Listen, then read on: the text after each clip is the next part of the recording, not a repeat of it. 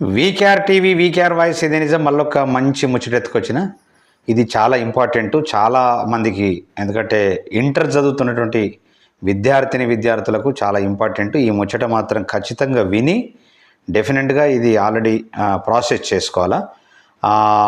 కేంద్రం అందిస్తున్న national merit స్కాలర్షిప్కు inter pass అయిన విద్యార్థులు ఈ నెల 31 వరకు ఆన్లైన్లో దరఖాస్తు చేసుకోవచ్చని ఇంటర్ బోర్డు తెలిపింది. అలాగే గతంలో అప్లై చేసుకున్న వారు ఇదే గడువులోగా రెన్యువల్ చేసుకోవచ్చని పేర్కొంది. ఈ ఏడాది టాప్ 20% వచ్చిన విద్యార్థులు 59,355 మంది ఉన్నారని తెలిపింది.